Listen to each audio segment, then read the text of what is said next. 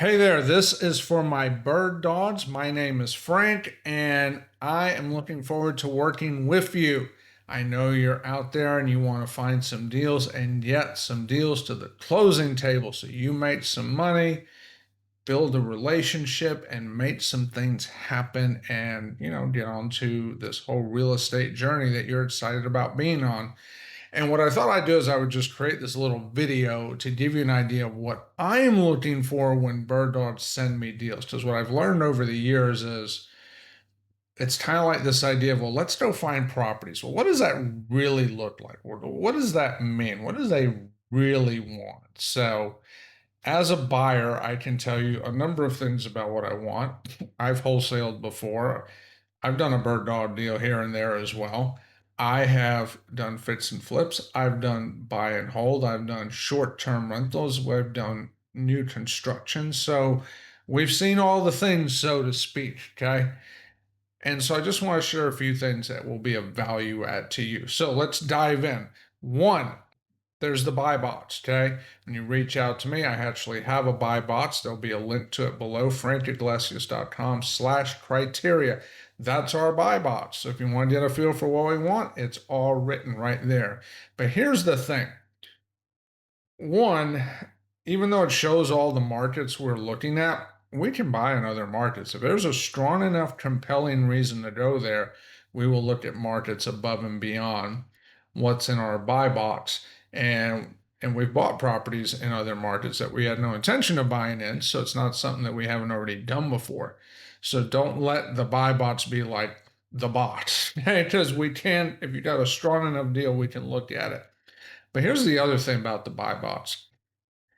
You can look at the buy box, but if you don't really understand deal structure to some degree, it's not going to be very useful because anybody, quite frankly, can send me deals anywhere in our buy box that, quite frankly, are not going to be anywhere near our buy box because we don't understand the numbers.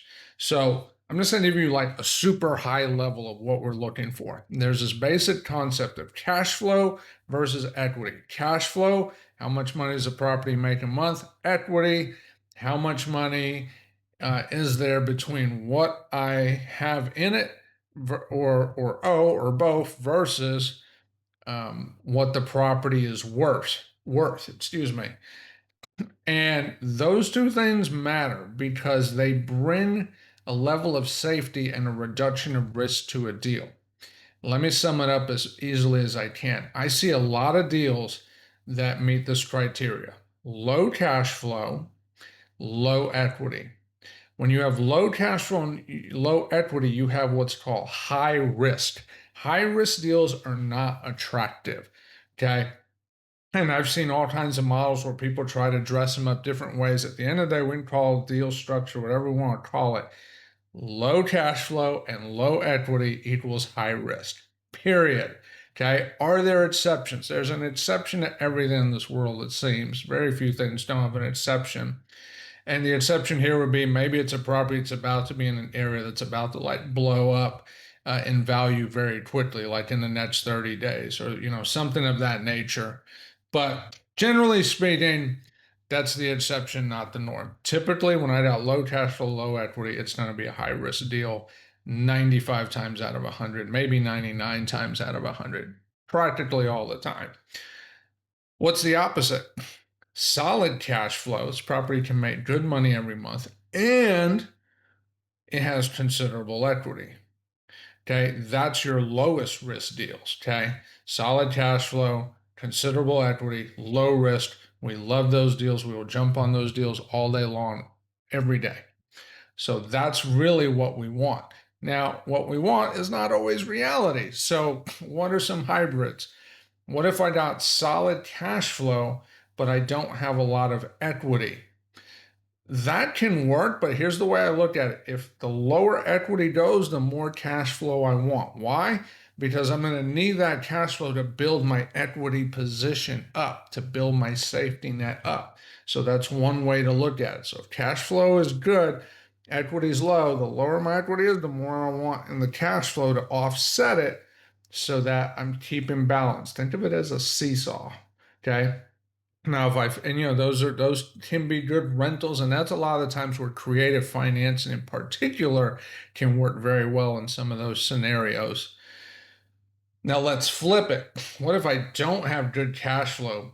Well, the less cash flow I have, the more equity I want to have. Okay, so the seesaw's coming this way because the less I'm making per month, if something goes wrong, I've got cushion equity to get rid of the property if I have to. Okay, so again, it's a seesaw effect. Okay, so if I got good cash flow, the more good it is, the more I can be a little looser with equity to a point. Market conditions impact this as well. And then if the other token, if the cash flow is lower, I'm going to want more equity to offset that. So it's a seesaw thing. Okay, it's a balance. Every deal is different. There is no one size fits all. Just by the way, short term rentals are fine, but short term rentals don't always make more money than long term. I know everyone thinks, oh, they always make more money. That is not true. A lot of times it's true, but it's not always true. It is market specific, it is market dependent.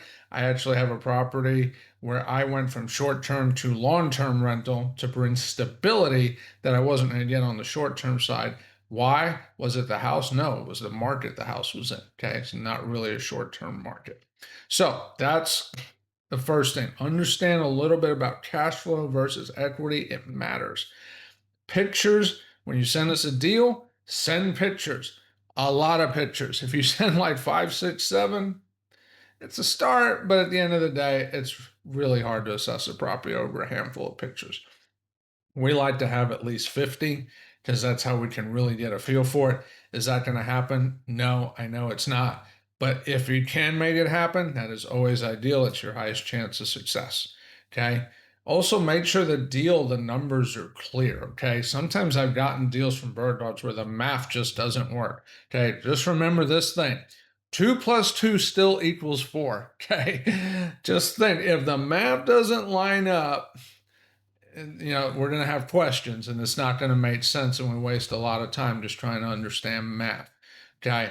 And understanding that, if there's an entry fee, down payment, whatever fee you want to call it, I don't really care. Just make it clear where all the money is going in a deal so it makes sense. It makes it a lot easier to get stuff done. Now, where should you get your deals as a bird dog? Very simple. I like to tell people the best thing you could do if you're in a market where you can do this, there's, some population to it, go direct to the seller. That's always going to be the best. Off market, direct to seller.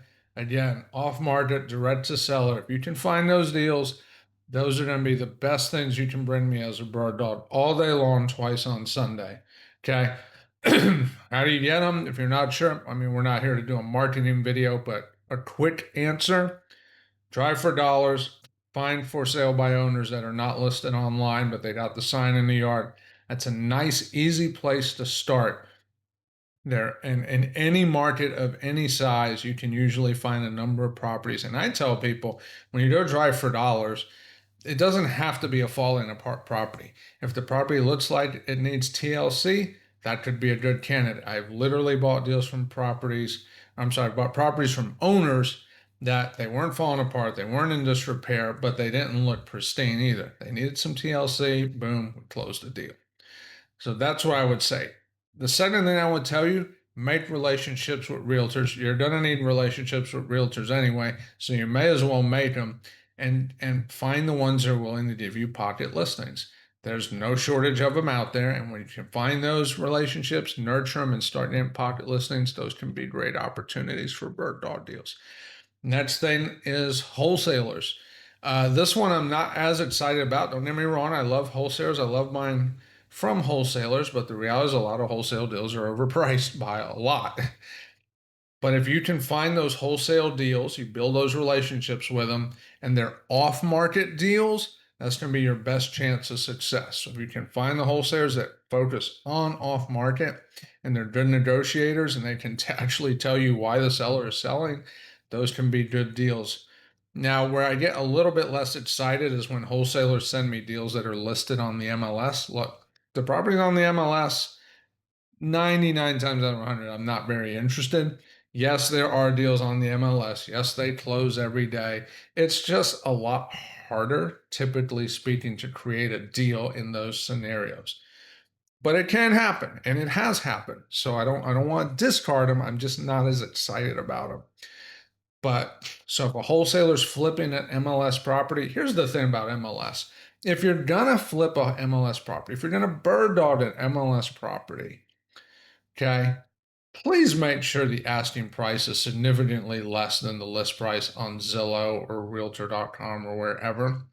It's really hard to get excited when you see, oh, look, here's an opportunity. Oh, it's listed. Oh, the list price, the asking price is close to or at the price online. It's real hard to get excited. Let me put it this way, it's not exciting at all. I usually just hit delete.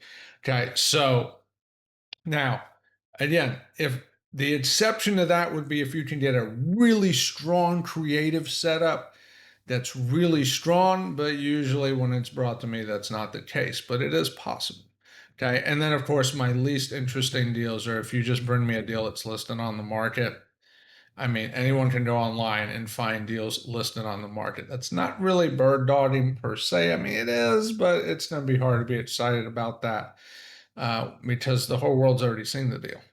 Okay, maybe not literally the whole world, but you get the idea. There's nothing special about it per se in terms of, well, look, I found a great deal. I mean, so did 10,000 other people potentially in a large market. So that's the order I would look at it. Hit the driving for dollars, find the FSBOs, realtors with pocket listings. I mean, if you just do those two right there, you will get deal flow that will be valuable to somebody like me as a buyer. Okay.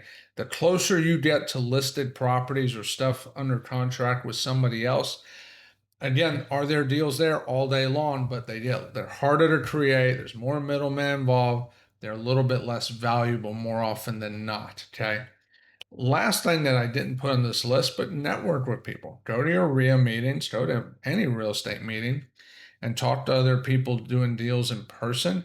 Networking is still a beautiful thing when you can do it in person on meetings. So, hopefully, you found this helpful. This is what I'm looking for when bird dogs bring me deals. I thought I'd create it to help you all out so you can be successful in your bird dog journey to close with a real buyer like myself and make things happen. Okay. And by the way, last thing, I'd love to meet you. There's a link below on my Calendly. Feel free to schedule a call. We'll do a little 15-minute introduction call. I'd love to get to know who you are, see what you're about, and see how we can better work together moving forward. So, hope you found this helpful. I'll catch you later. Feel free to check out other videos on this page to increase your knowledge further. See ya.